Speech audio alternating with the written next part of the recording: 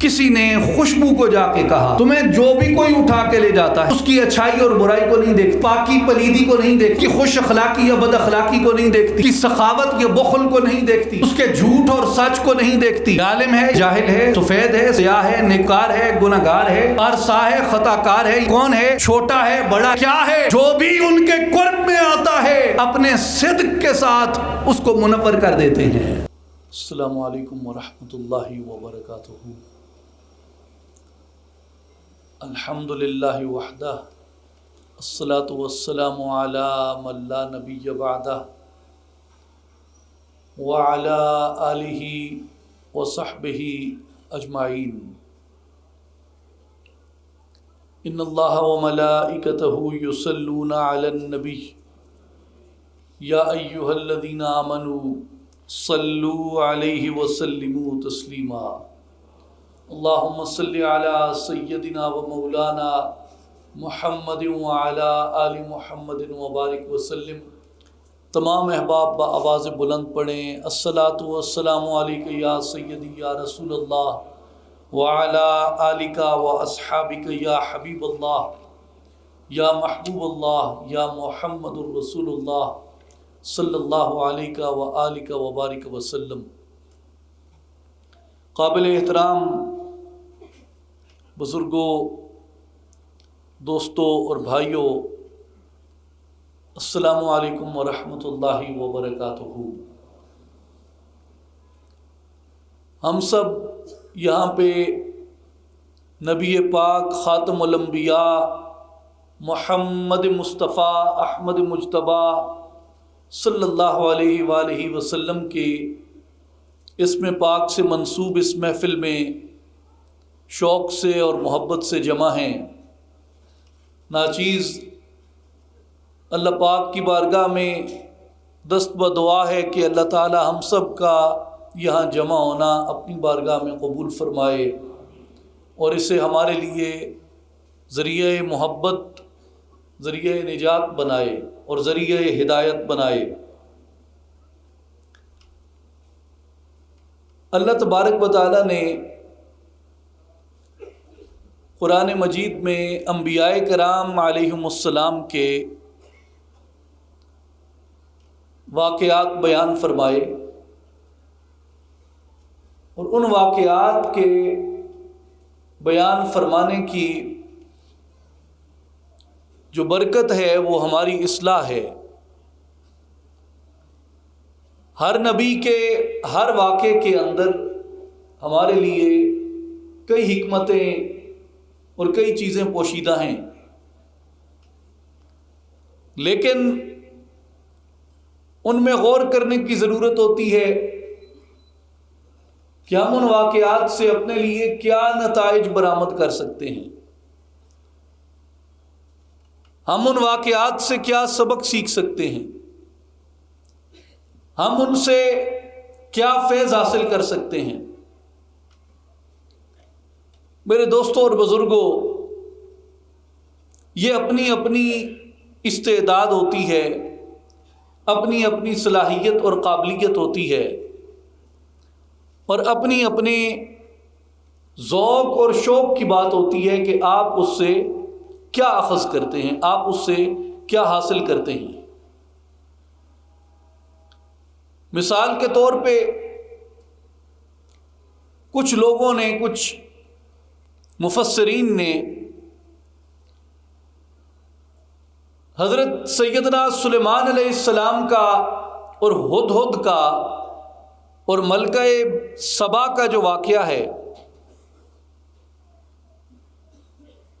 اس سے یہ نتیجہ اخذ کیا ہے کہ جو اللہ پاک کا فرمان ہے کہ کونوا مع الصادقین، سچوں کے ساتھ ہو جاؤ،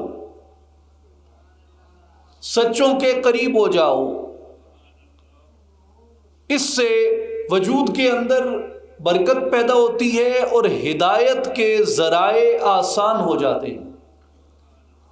پورا واقعہ تو آپ کو معلوم ہے کہ اللہ تعالیٰ نے حضرت سلیمان علیہ السلام کو پرندوں کی بولیاں سکھائی تھیں۔ وہ ہر پرندے کی زبان جانتے تھے، حتیٰ کہ چیونٹیوں کی زبان جانتے تھے، اور مختلف پرندوں سے ان کی حیثیت، استعداد اور صلاحیت کے مطابق کام لیتے تھے۔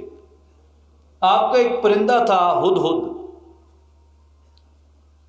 جس کے بارے میں یہ کہا جاتا ہے کہ آپ اس سے اپنے لشکر کے لیے پانی تلاش کرواتے تھے، جہاں پڑاؤ کرنا ہوتا پڑاؤ کرتے، اور ہدہد سے فرماتے کہ جا کے دیکھو میٹھا پانی اس زمین میں ارد گرد کس مقام پہ موجود ہے، وہاں سے لشکر کے لیے پانی برآمد ہوتا۔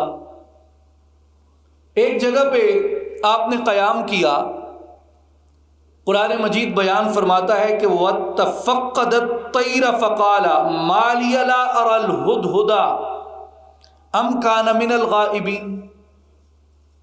آپ پرندوں کی طرف تشریف لے گئے، قافلے نے پڑاؤ کیا، آپ پرندوں کی طرف گئے کہ ہدہد کو حکم جاری کریں کہ وہ آ کے پانی تلاش کرے۔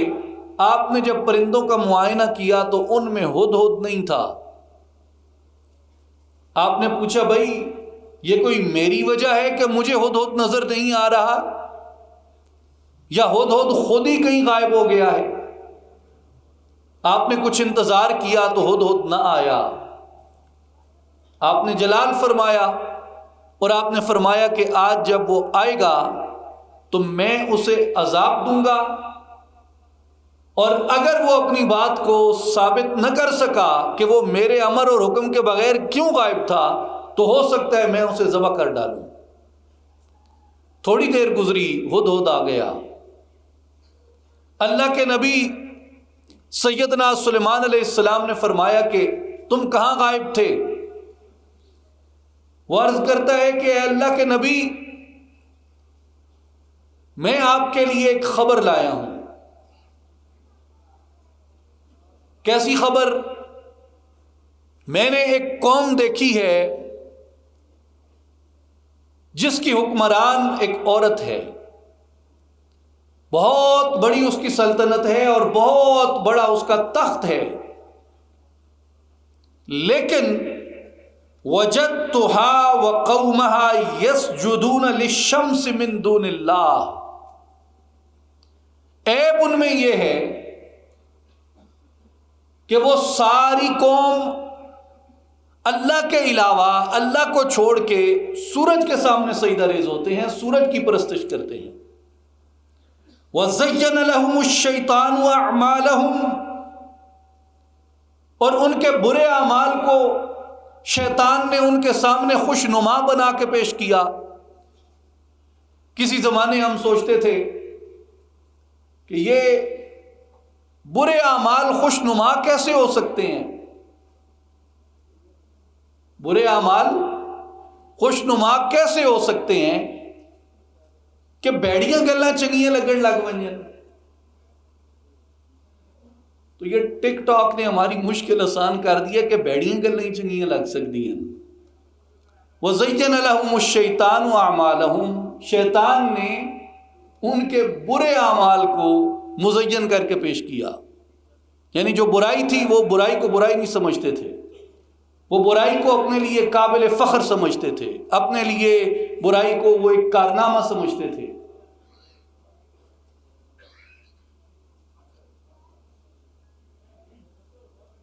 تو سلیمان علیہ السلام نے ملکہ سبا کو خط لکھا۔ اس خط کے پہنچنے کے بعد ملکہ نے اپنے دربار سے خطاب کیا اور کہا کہ میرے پاس ایک بہت ہی معزز خط آیا ہے۔ اے میرے درباریوں، وہ مجھ سے یہ مطالبہ کرتا ہے کہ میں اس کی اطاعت قبول کروں اور اس کے مذہب کو اور اس کے دین کو قبول کروں۔ اب دو باتیں ہو گئیں، ایک تو وہ بادشاہ تھی، خود حکمران تھی، اس سے سلیمان علیہ السلام نے یہ مطالبہ کیا کہ تم اپنی بادشاہت کو چھوڑ کے میری اطاعت قبول کر لو، یعنی میری ساورینٹی کو قبول کر لو۔ اور دوسرا اس سے یہ مطالبہ فرمایا خط میں کہ جو تم جس گمراہ عقیدے پہ قائم ہو، جس مشرکانہ مذہب پہ قائم ہو، اسے ترک کر کے میرا سچا مذہب قبول کر لو۔ اب ایک حکمران اور بادشاہ کے لیے یہ دونوں باتیں قبول کرنا مشکل تھا، تو درباریوں سے پوچھا ملکہ نے کہ کیا کیا جائے؟ درباریوں نے کہا کہ ہم تو فوج کے لوگ ہیں، ہمیں لڑنے کے لیے کہو گی تو ہم تو ہمت والے ہیں، لڑیں گے۔ لیکن ملکہ نے کہا کہ آزمانا چاہیے، قاصد بھیجے۔ سلیمان علیہ السلام نے قاصدوں کو یہی جواب فرمایا کہ یہ اپنے تحائف لے جاؤ اور ملکہ کو بتاؤ کہ اگر وہ اطاعت قبول نہیں کرتی تو ہم ایسے لشکروں کے ساتھ آئیں گے جو تم نے کبھی دیکھے نہ ہوں گے، اور تمہارے اہل عزت ذلیل کر دیے جائیں گے، تمہیں قیدی بنا دیا جائے گا۔ ملکہ حضرت سلیمان علیہ السلام کی اطاعت کے لیے آتی ہے اور اسلام قبول کرتی ہے، اور اس پوری قوم کو حضرت سلیمان علیہ السلام کی اطاعت اور آپ پہ ایمان لانا نصیب ہو جاتا ہے۔ آپ نے واقعہ سن لیا، اب اس کے اسباب کی طرف آئیں کہ اس کا کیا تعلق بنتا ہے کہ نیکوں کے ساتھ ہو جاؤ، اچھوں کا قرب تلاش کرو، پاکوں کی قربت تلاش کرو، صالحین کا قرب تلاش کرو، اولیاء کا قرب تلاش کرو۔ میرے بھائیوں، اسباب میں غور کریں۔ حضرت سلیمان علیہ السلام کے پاس قاصد آئے جو پیغام لے کے گئے، نشانیاں لے کے گئے کہ یہ نبی برحق ہے۔ اگر وہ قاصد نہ جاتے، وہ نشانیاں نہ پاتے تو شاید وہ ایمان نہ لاتی، لیکن قاصد آئے کیوں؟ کیونکہ اس سے پہلے حضرت سلیمان علیہ السلام نے ملکہ کو خط لکھا تھا۔ ملکہ کو خط کیوں لکھا تھا؟ کس نے بتایا تھا ملکہ کے بارے میں؟ ملکہ کے بارے میں ہدہد نے آ کے خبر دی تھی۔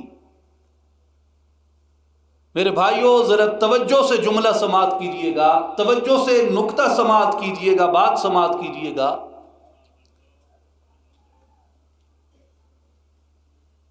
بزرگ فرماتے ہیں، مفسرین فرماتے ہیں کہ اللہ والے تو اللہ والے رہے، ان کی قربت تو ان کی قربت رہی۔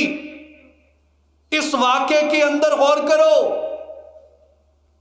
پوری قوم سبا کو، بلقیس کی پوری ریاست کو، بلقیس کی پوری قوم کو ایمان کی دولت مل گئی، ہدایت کی دولت مل گئی، سورج کو سجدہ کرنا ترک کر دیا، برے اعمال پہ اترانا ترک کر دیا، بھٹکے ہوئے راستے کو چھوڑ کے ہدایت کے راستے کی طرف آ گئے۔ کس وجہ سے؟ اس لیے کہ سلیمان پیغمبر کے ایک پرندے کی ان پہ نظر پڑ گئی تھی۔ وہ کہتے ہیں کہ لوگوں، اللہ والوں کی قربت اس لیے تلاش کرو کہ بعض دفعہ ان کے پرندے کی نظر بھی پڑ جائے تو بھی انسان کو ایمان کی دولت نصیب ہو جاتی ہے۔ بعض دفعہ پرندے کی نگاہ بھی، اگر پرندہ سلیمان کا ہو تو، اگر پرندہ سلیمان کا ہو تو ایک پرندے کی نظر پڑ جانا بھی بندے کے لیے ایمان اور ہدایت کا، بخشش اور نجات کا سبب بن جاتا ہے۔ میرے بھائیوں اور بزرگوں، اس لیے وہ فرماتے ہیں کہ وَكُونُوا مَعَ الصَّادِقِينَ، اگر سچوں کے ساتھ ہوگے، نیکوں کے ساتھ ہوگے، پاکوں کے ساتھ ہوگے، تو وہ اپنا صدق تمہارے اندر انڈیل دیں گے۔ آپ غور کریں،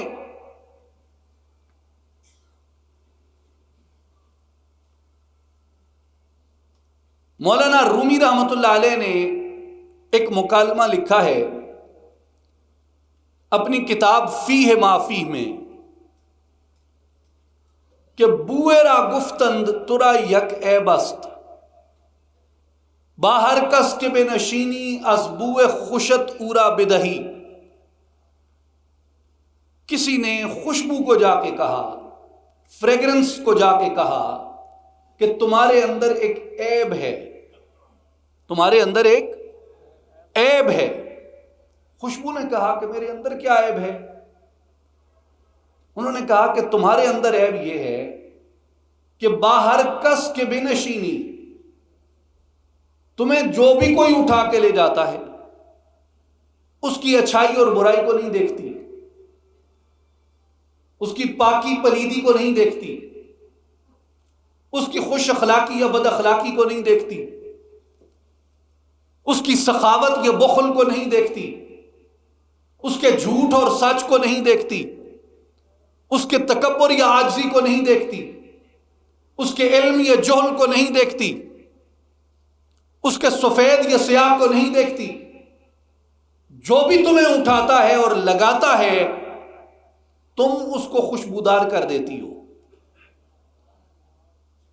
تو مقصد یہ تھا کہ یہ عیب اس لیے ہے کہ جسے خوشبودار کر رہی ہو اس کے بارے میں پہلے یہ معائنہ تو کر لو کہ کیا وہ تمہاری خوشبو سے معطر ہونے کی حیثیت بھی رکھتا ہے یا نہیں رکھتا، اس قابل بھی ہے یا نہیں ہے کہ تم اسے خوشبودار کر دو۔ تمہیں مظلوم لگاتا ہے تو بھی خوشبودار ہو جاتا ہے، ظالم لگاتا ہے تو بھی خوشبودار ہو جاتا ہے۔ عیب ہوا نا کہ ظالم سے کیوں خوشبو آتی ہے تمہیں لگا کے، ظالم کیوں مہک اٹھتا ہے، نیکوکار لگاتا تو مہک اٹھتا، تمہیں لگا کے تو گنہگار بھی مہک اٹھتا ہے۔ کوئی سفید لگاتا تو مہک اٹھتا، تمہیں لگا کر تو سیاہ بھی مہک اٹھتا ہے۔ کوئی عاجزی والا لگاتا تو مہک اٹھتا، تمہیں لگا کے تو متکبر بھی مہک اٹھتا ہے۔ کوئی سخی لگاتا تو مہک اٹھتا، تو سمجھ آتی تھی کہ ایسا عیب ہے تمہارے اندر کہ تمہیں بخیل بھی لگائے تو مہک اٹھتا ہے۔ خوشبو نے جواب دیا، اپاسک دادا کہ زیرا کہ من نہ نگرم باقیم الا ای بنگرم کہ من کیم۔ اس نے کہا جب مجھے کوئی لگاتا ہے میں یہ نہیں دیکھتی کہ مجھے لگانے والا کون ہے، میں یہ دیکھتی ہوں کہ میں کون ہوں، میں یہ دیکھتی ہوں کہ میں کون ہوں۔ میرے بھائیوں، جو نیک لوگ ہوتے ہیں، جو صالحین ہوتے ہیں، وہ یہ نہیں دیکھتے کہ میرے پاس آنے والا کون ہے، یہ عالم ہے، یہ جاہل ہے، سفید ہے، سیاہ ہے، نیکوکار ہے، گنہگار ہے، پارسا ہے، خطا کار ہے، یہ کون ہے، چھوٹا ہے، بڑا ہے، یہ کیا ہے؟ جو بھی ان کے قرب میں آتا ہے اپنے صدق کے ساتھ اس کو منور کر دیتے ہیں، اپنے فیض سے اس کو حصہ تقسیم کرتے ہیں۔ میرے بھائیوں اور بزرگوں، غور کریں، ایک مٹی ہے، اس کے اوپر بدبودار چیز گرتی ہے، اس مٹی کے اندر بدبو پیدا ہو جاتی ہے۔ ایک کپڑا ہے، اس پہ بدبودار چیز گرتی ہے، اس کپڑے کے اندر بدبو پیدا ہو جاتی ہے۔ ایک پتھر ہے، اس پہ بدبودار چیز گرتی ہے، وہ پتھر بدبودار ہو جاتا ہے، حالانکہ اس کی اپنی خاصیت تو نہ خوشبو ہے نہ بدبو ہے، اس کی اپنی خاصیت تو مضبوطی ہے پتھر کی۔ مٹی کی اپنی خاصیت تو خوشبو دینا نہیں ہے، کپڑے کی اپنی خاصیت تو خوشبو دینا نہیں ہے، کپڑے کی خاصیت تو زیبائی ہے یا تن ڈھانپنا ہے۔ جو باقی خاصیت اس کے اندر پیدا ہوئی ہے وہ خاصیت اس کی صحبت کی وجہ سے ہے۔ اگر اس مٹی کو یا اس کپڑے کو گلاب کی صحبت مل جاتی، چنبیلی کی صحبت مل جاتی تو اس کے اندر سے خوشبو پیدا ہو جاتی۔ اس کی بدقسمتی کہ وہ فضلے کے پاس جا پڑا، اس پہ فضلہ گرا، اس سے بدبو پیدا ہو گئی۔ تو جو آدمی جیسی صحبت تلاش کرتا ہے، جو آدمی جیسی صحبت اختیار کرتا ہے، جیسی صحبت میں اٹھتا ہے، جیسی صحبت میں بیٹھتا ہے، وہ ویسا ہو جاتا ہے۔ اس لیے حضرت سیدنا سلیمان علیہ السلام کے اس واقعے سے بھی اور اس آیت مبارکہ سے بھی اولیاء یہ تلاش کرتے ہیں کہ بروں کے بادشاہوں سے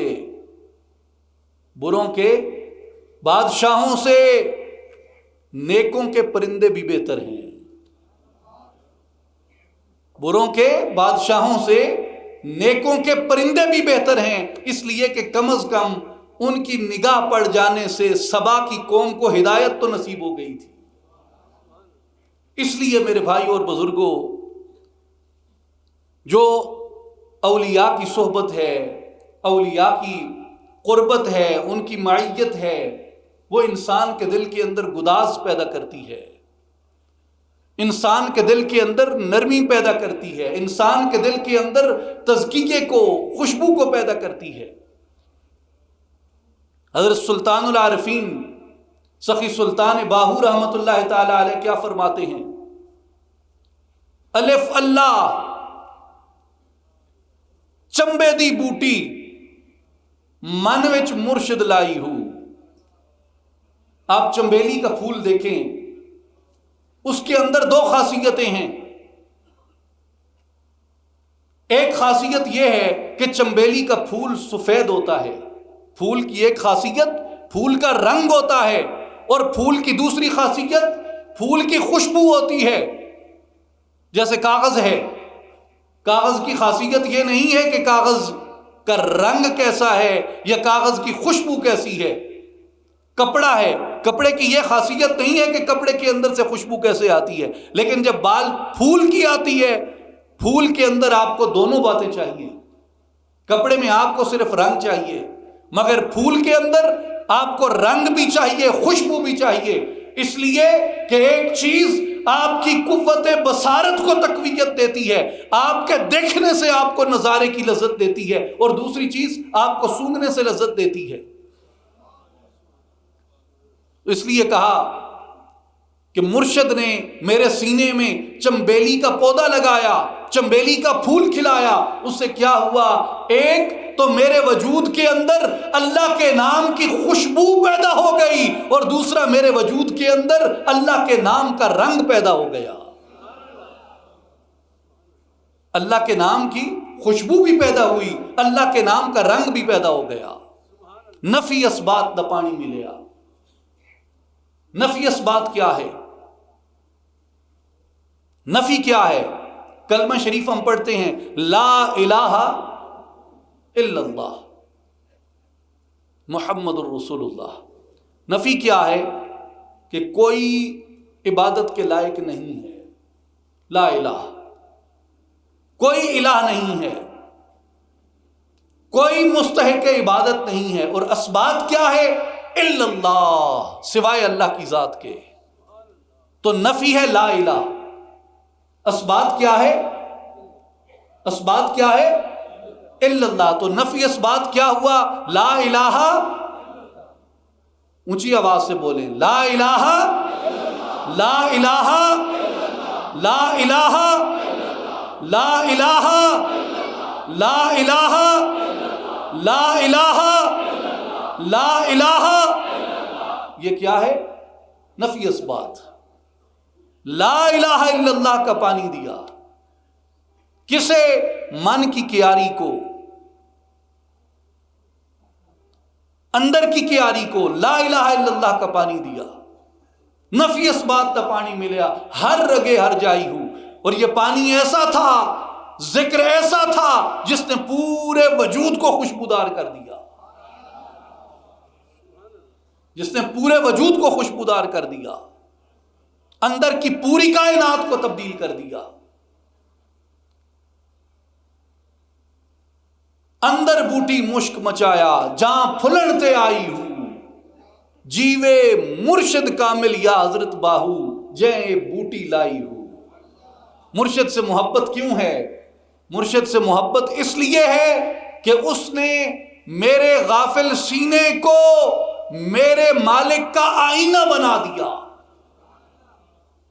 اس نے میرے غافل دل کو میرے مولا کی طرف راغب کر دیا۔ اس لیے میرے دوستوں اور بزرگوں، جو اولیاء کی صحبت ہے، جو اولیاء کی سنگت ہے، وہ ہمارے دلوں کے لیے اللہ تبارک و تعالیٰ نے ایک اکسیر چیز بنائی ہے، شفا بخش چیز بنائی ہے۔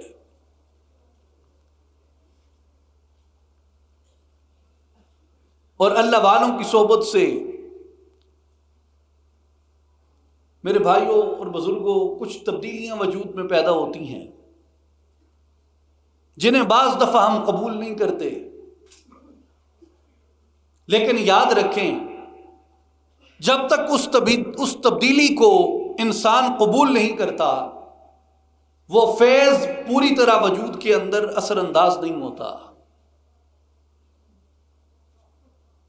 کیوں کہ جو پہلا مرحلہ ہوتا ہے تربیت کا، اسے عام طور پہ عام اصطلاح ہے، آپ سب جانتے ہیں، اسے اصلاح نفس بھی کہتے ہیں اور اسے تزکیہ نفس بھی کہتے ہیں۔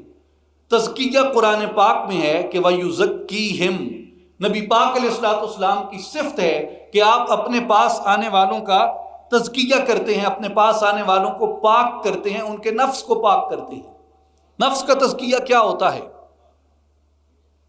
نفس کا تزکیہ ہوتا ہے کہ وہ چیزیں جو نفس نے اپنے ماحول کی وجہ سے، اپنی تربیت کی وجہ سے، اپنے ارد گرد کی وجہ سے، والدین کی وجہ سے، اساتذہ کی وجہ سے، رشتہ داروں کی وجہ سے، مشاہدات کی وجہ سے، اپنے تجربات کی وجہ سے، اپنے علم کی وجہ سے جو کچھ اس نے سیکھا ہے وہ سارا کچھ آپ کا اندر بنتا جاتا ہے۔ یعنی آپ جو دیکھتے ہیں وہ آپ کے اندر اتر جاتا ہے، آپ کا حصہ بن جاتا ہے۔ آپ جو سنتے ہیں وہ آپ کے اندر اتر جاتا ہے، آپ کا حصہ بن جاتا ہے۔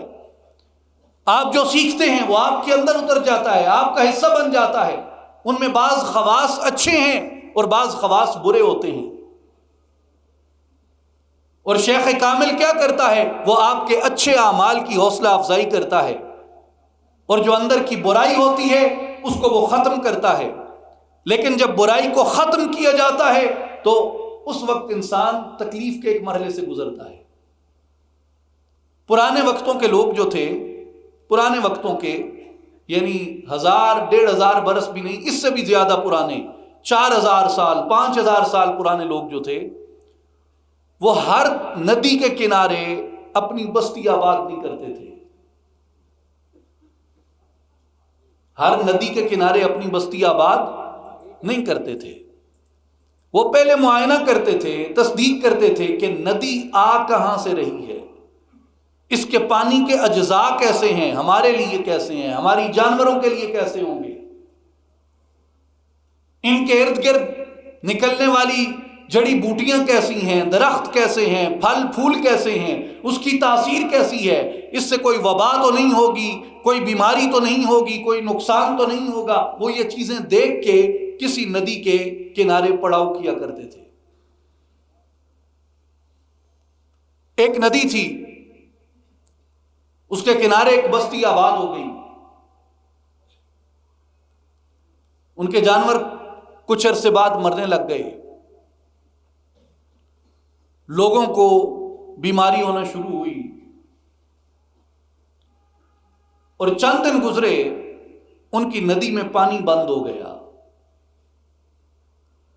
بڑے پریشان ہوئے، دوڑے پیچھے کی طرف، بھئی پانی کدھر سے آ رہا ہے، جا کے دیکھیں۔ جب جا کے دیکھا تو جہاں سے وہ ندی نکل رہی تھی ادھر بادشاہ نے حکم کر کے ندی کا پانی بند کروا دیا۔ لوگ مشتعل ہو گئے، انہوں نے کہا بادشاہ سلامت، ہمارے جانور مر رہے ہیں، پہلے بیماری سے مر رہے تھے، اب پیاس سے مر رہے ہیں، پہلے ہمارے گھر والے بیماری سے تکلیف میں تھے، اب پیاس کی تکلیف میں ہیں، تو مر جائیں گے سارے لوگ۔ بادشاہ نے انہیں بتایا کہ اس ندی کے اندر کچھ بوٹیاں ایسی اگائی تھیں جن کی وجہ سے ندی کا پانی زہریلا ہو گیا تھا، اور جو بھی پیتا ہے وہ بیمار ہو رہا ہے۔ تو میں نے حکیم مقرر کیے ہیں کہ یہ ندی جہاں تک میری ریاست میں جاتی ہے وہاں تک جا کے اس کے اندر سے اس زہریلی بوٹی کو نکال دیں گے، اور اس کے بعد یہ پانی صاف ہو جائے گا۔ تو لوگ تل ملاتے رہے، لیکن کچھ دن لگے، ہفتے لگے، مہینے لگے، ندی صاف ہو گئی، زہریلی بوٹی نکل گئی۔ پھر بادشاہ نے حکم کیا کہ اب دریا سے پانی چلاؤ، اب جو پانی آئے گا وہ شفا بن کے آئے گا۔ میرے بھائی اور بزرگوں، اسی طرح ہمارے وجود کے اندر ہم سمجھتے ہیں کہ ہر آنے والا پانی شفا ہے، ہم سمجھتے ہیں کہ پیدا ہونے والی ہر جڑی بوٹی ہمارے لیے مفید ہے، ہم یہ سمجھتے ہیں کہ پیدا ہونے والی ہر ایک چیز ہمارے لیے نفع بخش ہے اور صحت مند ہے، لیکن یہ نظر والا بادشاہ جانتا ہے، یہ نظر والا حکمران جانتا ہے کیا چیز ہمارے لیے بہتر ہے اور کیا چیز ہمارے لیے بہتر نہیں ہے، کون سی چیز ہمارے وجود میں تکبر کا زہر گھولتی ہے، کون سی چیز ہمارے وجود کے اندر تعصب کا زہر گھولتی ہے، کون سی چیز ہمارے وجود میں دشمنی کا زہر گھولتی ہے، کون سی چیز ہمارے وجود کے اندر بخل کا زہر گھولتی ہے۔ جب انسان کسی کامل کی تربیت میں جاتا ہے، وہ سب سے پہلے کہتا ہے بیٹا ایک بار آپ کے اندر کا پانی بند ہوگا، ایک بار آپ کے اندر کا پانی بند ہوگا، وہ بوٹیاں نکالی جائیں گی جو تمہارے وجود کے اندر زہر گھولتی ہیں۔ ایک دوسری مثال سنیے، ایک شہزادے کو تیر لگا، باہر سے انہوں نے تیر توڑ دیا، لیکن جو اس کا پیکان تھا، تیر کی جو لوہے کا حصہ ہوتا ہے، وہ وجود کے اندر رہ گیا۔ انہوں نے کہا کہ اب کیا ہوگا؟ حکیم کے پاس آئے، حکیم نے کہا کہ اگر یہ پیکان اندر چھوڑ دیا جاتا ہے، ایک تو یہ کہ یہ ساری زندگی شہزادے کو تکلیف دیتا رہے گا، اور دوسرا یہ کہ ہو سکتا ہے یہ اندر رہ کے زہر بن جائے، تو اس لیے جو یہ پیکان ہے یہ نکالنا پڑے گا، اور یہ نکالنے کے لیے اس جسم کے اس حصے کو پھاڑنا پڑے گا، کاٹنا پڑے گا۔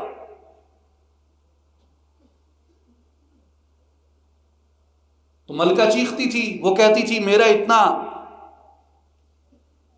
نازک لاڈلا پتر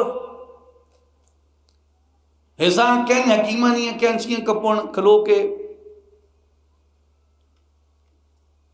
تو مانتی نہیں تھی، لیکن حکیم نے کہا کہ اگر آپ ہمیں کاٹنے کی اجازت نہیں دیں گے تو یہ اندر زہر بن سکتا ہے۔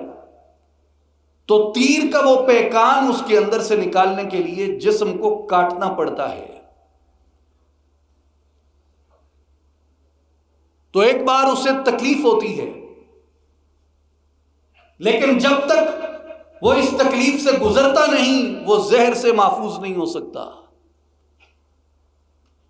میرے بھائیوں اور بزرگوں، نفس کی موت کیا ہوتی ہے، جسے حدیث پاک میں کہا گیا ہے کہ موتو قبل ان تموتو، مرنے سے پہلے مر جاؤ۔ نفس کی موت کیا ہے؟ نفس نے جو خصائل رذیلہ سیکھ رکھے ہیں، جو بری عادتیں سیکھ رکھی ہوتی ہیں، وہ نفس کی بری عادتیں ہوتی ہیں۔ اور تربیت سے کیا ہوتا ہے؟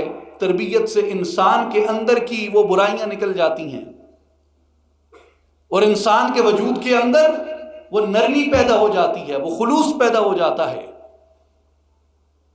اس لیے فرمایا کہ مرنے سے پہلے مر جاؤ۔ جب تک انسان اپنے آپ کو، اپنے نفس کو اس تربیت کی طرف لے کے نہیں آتا، اس کے اندر کا تعصب نہیں مرتا، اس کے اندر کی دشمنی نہیں مرتی، اس کے اندر کی نفرت نہیں مرتی، اس کے اندر کا تکبر نہیں مرتا، اس کے اندر کا بخل نہیں مرتا، اس کے اندر کی ہرس نہیں مرتی، اس کے اندر کی ہوس نہیں مرتی، اس کے اندر کی شہوت نہیں مرتی، یہ اپنے وجود کے اوپر حاکم نہیں ہو سکتا۔ علامہ اقبال رحمۃ اللہ علیہ فرماتے ہیں، سیدنا علی کرم اللہ وجہہ الکریم کی ایک صفت ہے ابو تراب۔ اس صفت کا کیا مطلب ہے؟ تراب مٹی کو کہتے ہیں، ابو باپ کو کہتے ہیں، یعنی مٹی کا باپ۔ اس صفت کے کیا معنی ہوئے کہ مٹی کا باپ؟ تو وہ فرماتے ہیں اس صفت کا معنی یہ ہے کہ بو تراب این خاک را تسخیر کرد۔ سیدنا علی کرم اللہ وجہہ الکریم نے اپنے جسم کے اوپر اپنے وجود کی سلطنت کو آپ نے فتح کیا، اور اس سلطنت کے اوپر اپنے وجود، اپنے جسم، اپنی مٹی کے اوپر اللہ کے امر کو نافذ کیا۔ آپ کی زبان حکم الہی کتابیں، آپ کی آنکھیں حکم الہی کتابیں، آپ کے کان حکم الہی کتابیں، آپ کی گردن امر الہی کتابیں، آپ کی پیشانی امر الہی کتابیں، آپ کے کندھے امر الہی کتابیں، آپ کے بازو امر الہی کتابیں، آپ کے ہاتھ امر الہی کتابیں، آپ کا شکم امر الہی کتابیں، آپ کی مبارک ٹانگیں امر الہی کتابیں، آپ کے پاؤں امر الہی کتابیں، آپ کی عقل امر الہی کتابیں، آپ کا ارادہ امر الہی کتابیں، آپ کا خیال امر الہی کتابیں، آپ کا مبارک سینہ امر الہی کتابیں، آپ کا مبارک دل امر الہی کتابیں، آپ کی مبارک روح امر الہی کتابیں۔ جب سر سے پاؤں تک ہر چیز کو بندہ اللہ کے امر کے تابع کر دیتا ہے، اس کی رضا کے تابع کر دیتا ہے، اس وقت وہ اپنی مٹی کا سردار بن جاتا ہے۔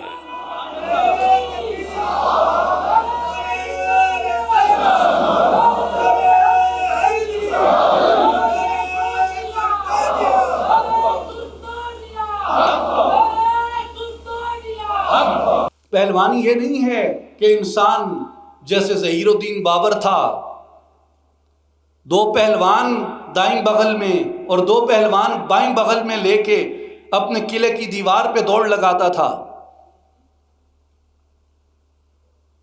بلکہ پہلوانی کی ابتدا یہ ہے کہ انسان اپنی زبان پہ قدرت پا لے۔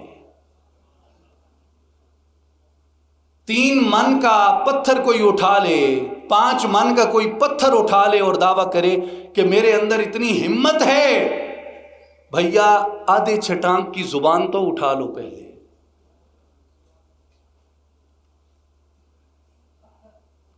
آدھے چھٹانک کی زبان ہے، پہلا اختیار اس کے اوپر حاصل کرنا ہے،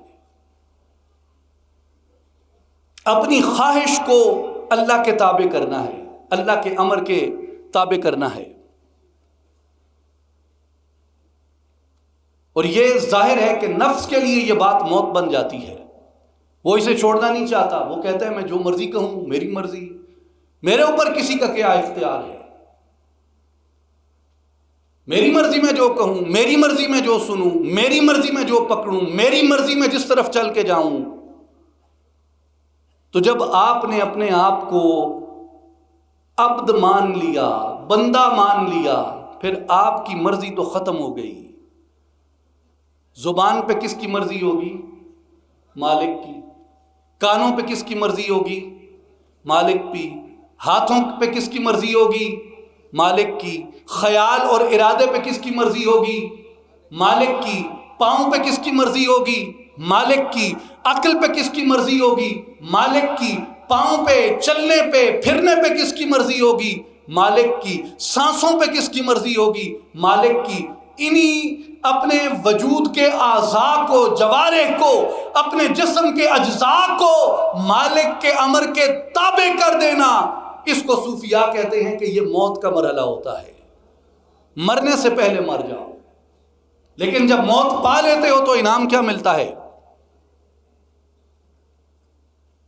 حضرت حکیم سنائی غزنوی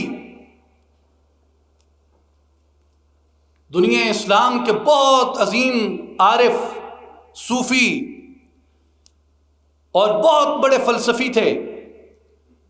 حضرت حکیم سنائی غزنوی رحمۃ اللہ علیہ نے ایک شعر لکھا اور فرمایا، بمیر دوست پیش از مرگ اگر می زندگی خواہی، کہ ادریسی چنی مردن بہشتے گشت پیش از ما، کہ میرے بھائی اگر زندگی چاہتا ہے تو مرنے سے پہلے مر جا، کہ ایسا کرنے سے حضرت ادریس علیہ السلام جنت کے باغ میں پہنچ گئے۔ آپ نے ادریس علیہ السلام کا واقعہ سنا ہوگا، سیدنا ادریس علیہ السلام اللہ کے برگزیدہ پیغمبروں میں سے تھے۔ آپ سیدنا حضرت شیس علیہ السلام کے پر پوتے تھے اور سیدنا نوح علیہ السلام کے پردادا تھے۔ حضرت سیدنا ادریس علیہ السلام. اور دنیا میں 4 چیزیں آپ نے ایجاد کی حضرت ادریس علیہ السلام نے، جو مفسرین نے بیان کی. سب سے پہلے آپ نے قلم کے ساتھ لکھا تھا.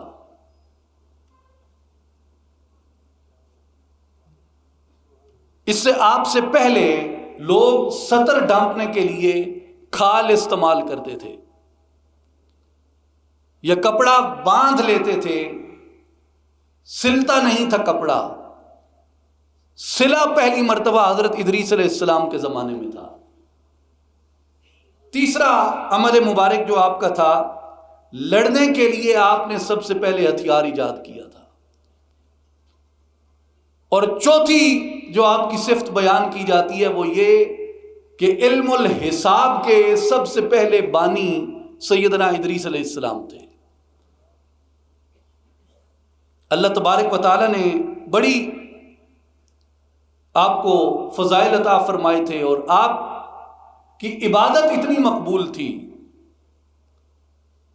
کہ عرش پر سارے دن میں جو کل مخلوق کی عبادت جاتی تھی، کل مخلوق کی جتنی عبادت جاتی تھی عرش پہ اللہ کے حضور پیش ہوتی تھی، وہ اکیلی ادریس علیہ السلام کی عبادت اس سے برتر ہوتی تھی.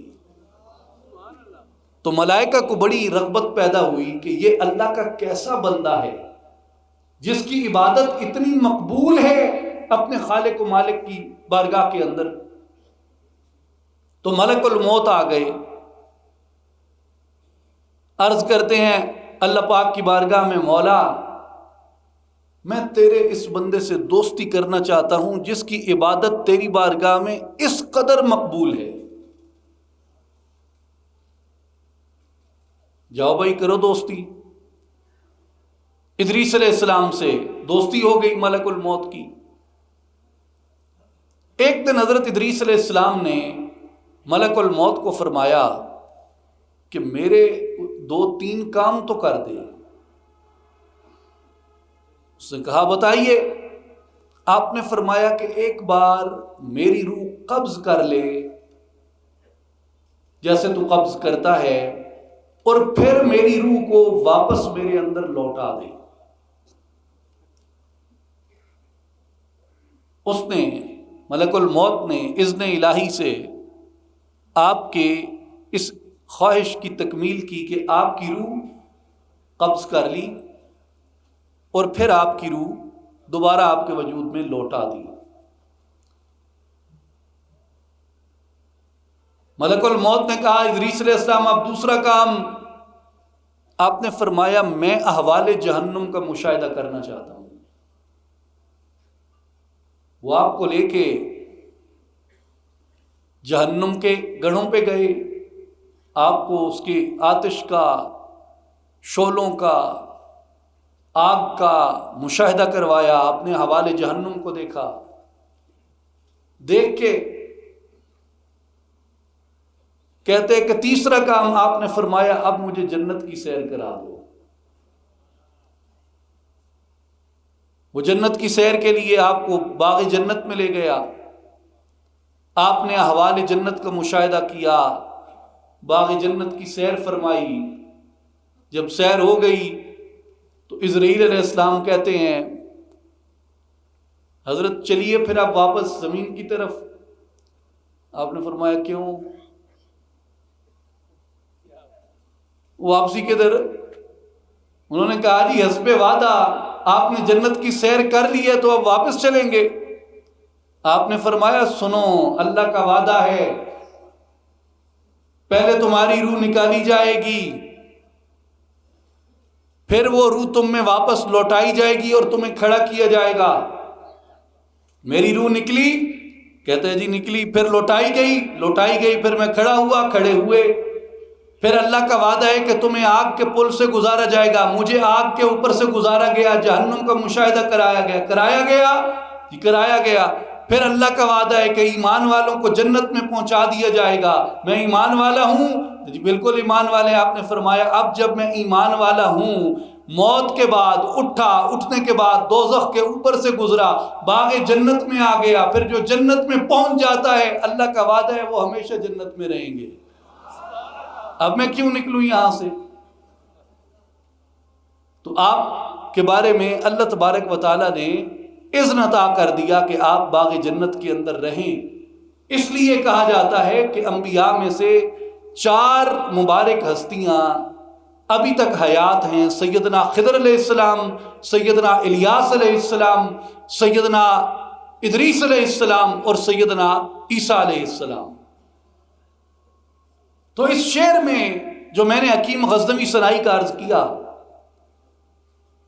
غزنوی سنائی کہتے ہیں کہ بمیر دوست پیش از مرگ اگر می زندگی خواہی کہ ادریس از چنی مردن بہشت گشت پیش از ماں، کہ میرے بھائی اگر زندگی چاہتا ہے، آسائش چاہتا ہے، راحت چاہتا ہے، باغ جنت چاہتا ہے تو مرنے سے پہلے مرنے کا فن سیکھ لے، کیونکہ موت کو پا کر ہی ادریس علیہ السلام باغ جنت کے اندر ہم سے پہلے پہنچ گئے۔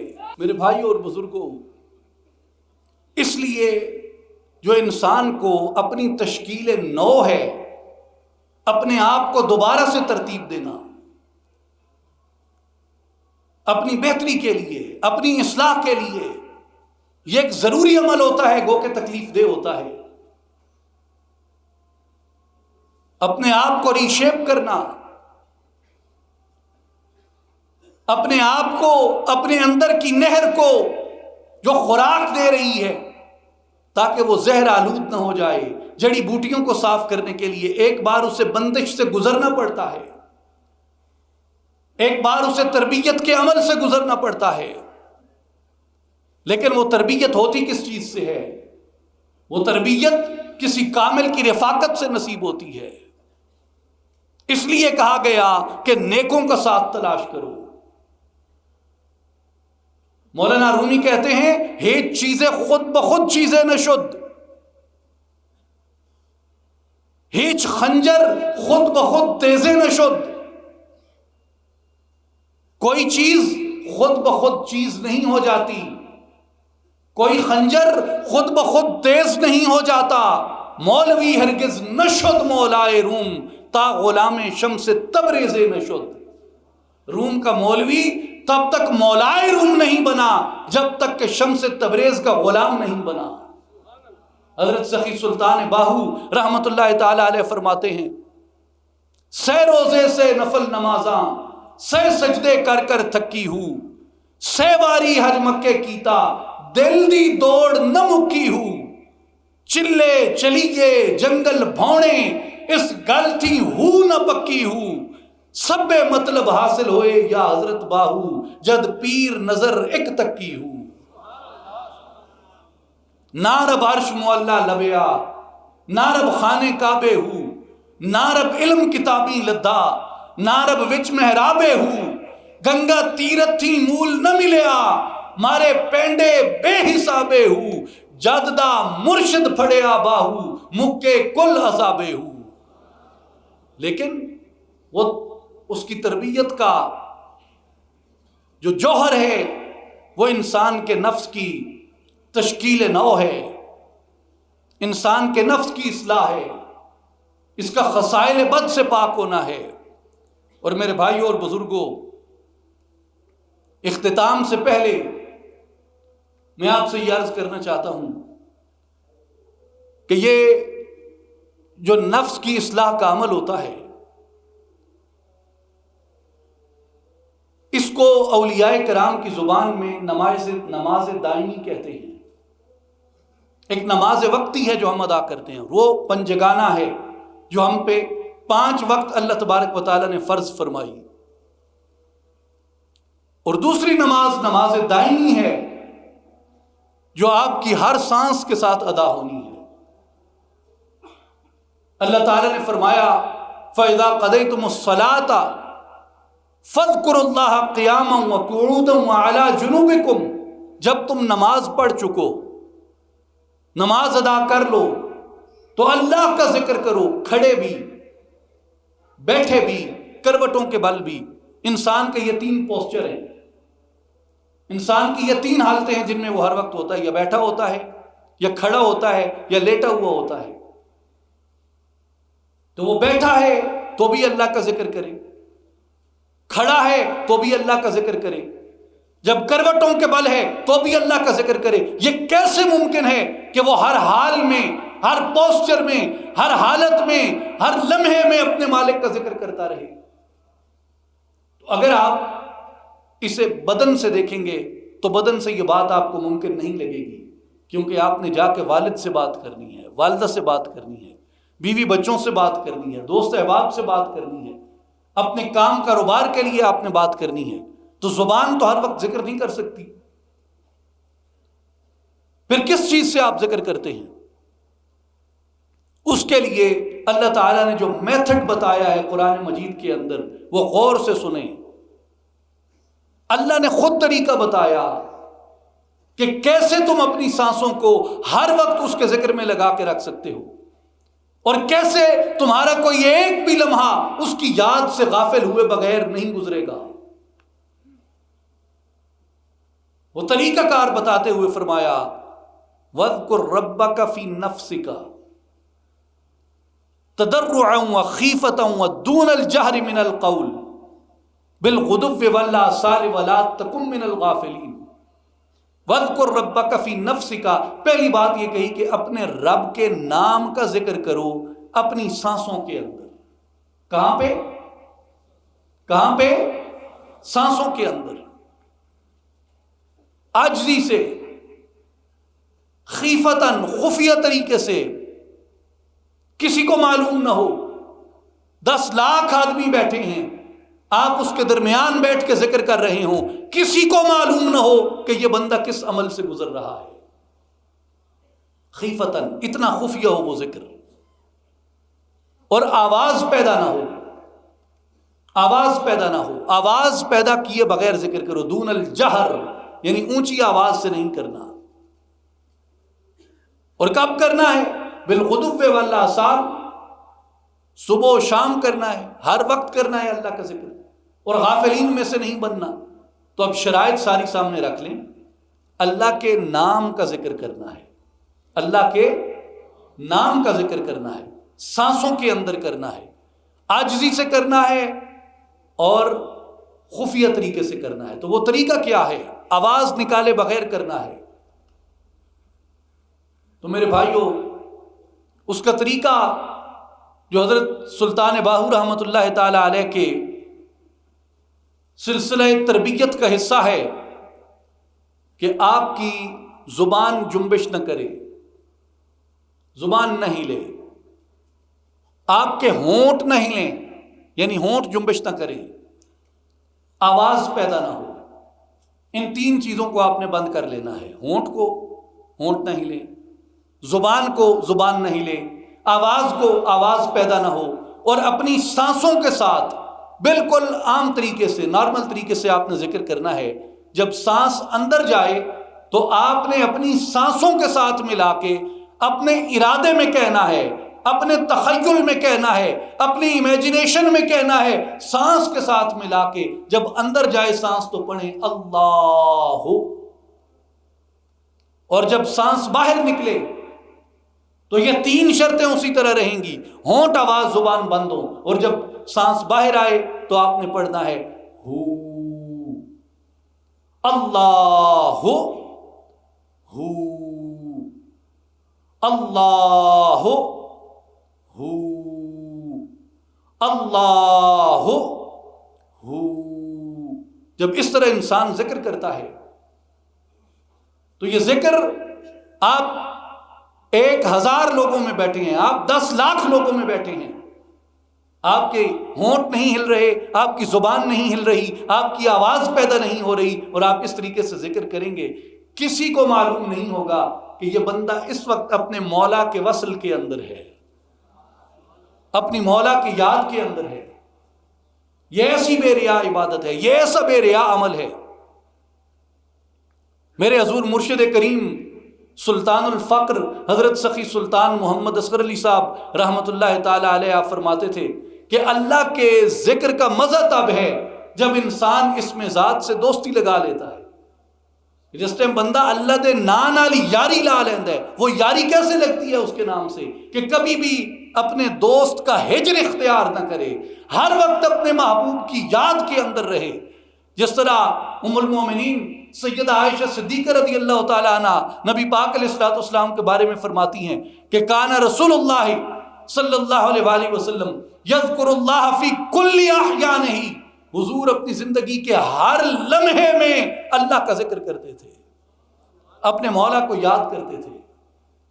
اسی لیے حضرت سلطان باہو رحمۃ اللہ علیہ نے فرمایا کہ جو دم غافل سو دم کافر. سانو مرشد نے فرمایا ہو الذی یذکر ربہ والذی لا یذکر ربہ مثل الحی والمیت، جو اللہ کا ذکر کرتا ہے وہ زندہ کی مثل ہے، جو ذکر نہیں کرتا وہ مردہ کی مثل ہے. چاہے وہ بظاہر نظر آتا ہو، زندہ ہو، ہنستا کھیلتا ہو، جیتا جاگتا ہو، لیکن اگر دل یاد حق سے غافل ہے تو وہ مردہ ہے. تو میرے بھائیوں اور بزرگوں، یہ بنیادی تعلیم اور تلقین ہے اولیاء اللہ کی کہ انسان سب سے پہلی بات یہ کہ نیکوں کی صحبت اور سنگت تلاش کرے، کہ نیکی ایک خوشبو ہے، صدق ایک خوشبو ہے، سچائی ایک خوشبو ہے جو اللہ والوں کے پاس بیٹھ کے انسان کے وجود پہ اثر کرتی ہے. اور دوسری بات یہ کہ انسان اپنے نفس کی تربیت کی راہ تلاش کرے، کسی کامل کی صحبت میں، کسی کامل کی تربیت اور کامل کی نگرانی میں، کہ جو میرے وجود کے رذائل ہیں وہ ختم ہوں اور میرا نفس امارہ سے نفس مطمئنہ بن جائے. یا ایھا النفس المطمئنہ ارجعی الی ربک راضیۃ مرضیہ فادخلی فی عبادی وادخلی جنتی. اللہ نے کتنی شان بیان کی جو اپنے نفس کی اصلاح کر لیتا ہے ان کی. اور تیسری بات یہ کہ اپنے دل کو اللہ کی یاد میں لگائیں، اپنے دل سے اللہ کا ذکر کروائیں. اور جب دل یاد الہی میں لگ جاتا ہے پورے وجود کے اندر تبدیلی آ جاتی ہے. میرے بھائیوں، پورے وجود کے اندر خوشبو آ جاتی ہے. اور ایک بات یاد رکھیں، فتح کس کے نام کی ہے؟ کس کے نام کی ہے؟ صرف چند لوگوں کا یقین ہے کہ فتح کس کے نام کی ہے. فتح کس کے نام کی؟ کس کے نام کی؟ رزق کس کے نام کا؟ رزق کس کے نام کا؟ مدد اور نصرت کس کے نام کی؟ کامیابی کس کے نام کی؟ نور کس کے نام سے؟ رحمت کس کے نام سے؟ تو جس وجود کے اندر اللہ کا نام سرایت کر جاتا ہے، تو جب فتح اللہ کے نام کی ہے تو جس وجود میں اللہ کا نام سما گیا اس کو شکست کون دے سکتا ہے؟ غالب کس کا نام ہے؟ میرے بھائیوں اور بزرگوں، اس لیے یہ جو ذکر پاک ہے، اپنے وجود کو اللہ کی طرف راغب کرنا، یہ وجود میں نور پیدا کرتا ہے، وجود میں رحمت پیدا کرتا ہے، وجود میں فتح پیدا کرتا ہے، اللہ کی مدد اور اللہ کی نصرت لے کے آتا ہے وجود کے اندر. اللہ تعالی ہم سب کو نیک اعمال کی توفیق عطا فرمائے. اصلاحی جماعت و عالمی تنظیم العارفین کا یہی پیغام ہے کہ سلطان العارفین حضرت سلطان باہو رحمۃ اللہ علیہ کی تعلیمات کے مطابق اور کتاب و سنت میں اللہ اور اس کے رسول نے جو بیان کیا اس کے مطابق یہی کہ ہم ہر روز اپنے وجود میں غور کریں، اچھائی سے مزید اچھائی کی طرف جائیں، بہتری سے مزید بہتری کی طرف جائیں.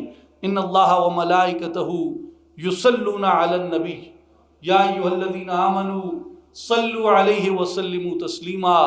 اللہم صل علی سیدنا و مولانا محمد وعلی آل محمد وبارک وسلم وآخر دعوانا ان الحمد للہ رب العالمین.